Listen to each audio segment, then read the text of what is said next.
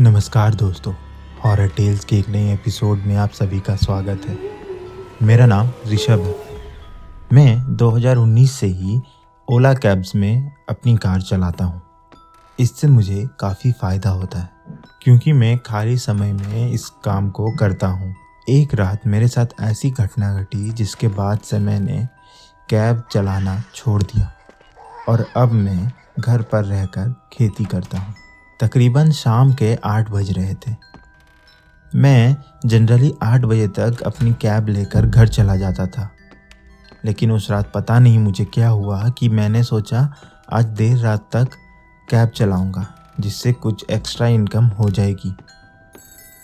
मैं एक मॉल के नीचे खड़े होकर वेट करने लगा। कुछ देर के बाद ऐप से घंटी बजी या एक बुकिंग थी। मैंने देखकर उस राइड को एक्सेप्ट किया। कुछ देर के बाद मैं उसकी लोकेशन की ओर बढ़ा। किसी लड़की ने उस राइड को बुक किया था, लेकिन आश्चर्य की बात यह थी कि वह बुकिंग काफ़ी सुनसान एरिया से थी। मैं पूरा मॉल घूमकर पीछे की ओर गया और एक पतली सी सड़क पर सीधा चलता गया। मुझे ऐसा लग रहा था मानो यह सड़क शहर से बाहर चली जाएगी। मैं कुछ दूर जाकर रुका और फिर उसे कॉल लगाया। मैंने जैसे ही उसे कॉल लगाया, उसने कॉल उठाकर कहा कि जी, मैं आपको देख सकती हूँ। आप एक काम करें कि आप थोड़ी आगे और आ जाएं। जबकि मैं किसी को भी उस रास्ते पे नहीं देख पा रहा था। ना ही धुंध थी, ना ही रात उतनी घनी थी। थोड़ी देर और कार चलाने के बाद एक जगह पर वो लड़की मुझसे मिली। वो कार में आकर बैठी और अचानक ही कार का टेम्परेचर बहुत ही नीचे चला गया। मैंने उससे कहा कि मैडम, क्या मैं एसी बंद कर दूं क्योंकि मुझे ठंडी लग रही है। उसने एक छोटी सी स्माइल देकर कहा, कर लीजिए। मैं गाड़ी चलाने पर ध्यान देने लगा कि अचानक ही मुझे ऐसा लगा कि वह मुझे घूरे जा रही है। मैंने जब शीशे में देखा तो वह अपने फ़ोन में व्यस्त थी। मुझे लगा शायद मेरे मन का वहम हो। उसका लोकेशन जंगल की ओर जा रहा था। मैंने सोचा कि मैं इस शहर में इतने सालों से हूँ, मैंने कभी इस तरह के रास्ते नहीं देखे। पता नहीं ये किस ओर ले जा रही है। तो मैंने उससे कुछ सवाल किए। मैडम, क्या ये रास्ता सही है? उसने हाँ में सर हिलाया। मैंने उससे और कुछ पूछना चाहा, लेकिन रिस्पॉन्स ना आता देख मैंने उनसे ज़्यादा बातें नहीं की। मैं उन्हें लोकेशन तक ले गया। घना जंगल था, चारों ओर पेड़ ही पेड़। ऐसी जगह आखिर कोई कैसे रह सकता है? मैंने एक घर के आगे अपनी गाड़ी रोकी। वह लड़की वहां से उतरकर चली गई। मैं अपनी कार को बैक लेने के लिए जैसे ही घूमा तो मैंने देखा कि उसने अपना पर्स गाड़ी के पीछे वाली सीट पर ही छोड़ दिया है। मैंने उसका पर्स उठाया और उसके घर के अंदर गया।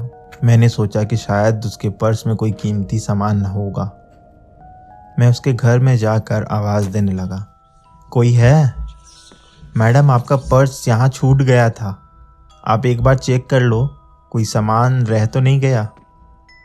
लेकिन अंदर से कोई रिस्पॉन्स नहीं आया। मैंने पर्स को उस घर के गेट पर रख कर वापस आने लगा।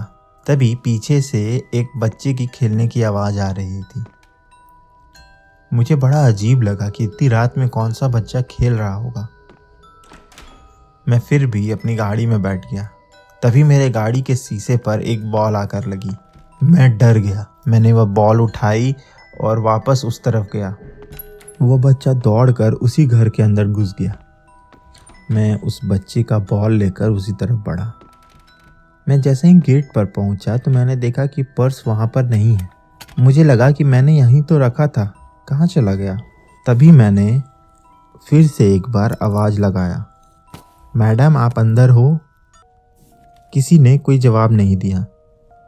तो मैं उत्सुकतावश उस घर के अंदर चला गया। घर पूरा अंधेरे से भरा था। एक कोने पर एक कैरम बोर्ड रखा था और ऐसा लग रहा था मानो उससे कोई खेल रहा है। लेकिन जब मैं उसके पास गया तो वहाँ कोई नहीं था। मैं काफ़ी अजीब महसूस कर रहा था। मुझे कुछ समझ नहीं आया तो मैं वहाँ से जल्दी जल्दी निकल गया और जाने से पहले ना जाने क्यों मैंने उस घर की 2-3 तस्वीरें खींच ली। मैं वहाँ से भगवान का नाम लेते हुए गाड़ी घुमाकर भाग आया, क्योंकि पूरा रास्ता इतना सुनसान था कि डर के मारे मेरी हालत ख़राब हो रही थी। दूसरे दिन मैं अपने कुछ दोस्तों के साथ उसी जगह पर गया। जब मैं वहाँ गया तो मैंने देखा कि वहाँ कोई घर नहीं है, एक खाली शमशान है। मैं देखकर चौंक गया। मैंने कहा, यार मैंने कल ही यहाँ पर एक लड़की को छोड़ा था। मेरे सारे दोस्त मुझ पर हंस रहे थे। मैंने उन्हें कल रात की सारी घटना बताई, लेकिन कोई भी मुझ पर विश्वास नहीं करना चाहता था। आखिर में हार कर मैंने फ़ोन निकाला और उन्हें खींची हुई सारी तस्वीरें दिखानी चाहिए। लेकिन ये क्या, मेरी फ़ोन में खींची हुई सारी तस्वीरें थी ही नहीं। मुझे कुछ समझ नहीं आया और इस बात से मैं इतना सहम गया था कि मैंने कैब चलाने का बिजनेस बंद कर दिया। तो ये थी हमारी आज की कहानी। अगर आप हमारे वीडियोस को देखते हैं तो हमारे वीडियोस पे कमेंट और लाइक ज़रूर करें। इससे हमें और वीडियोस बनाने में सहायता मिलती है।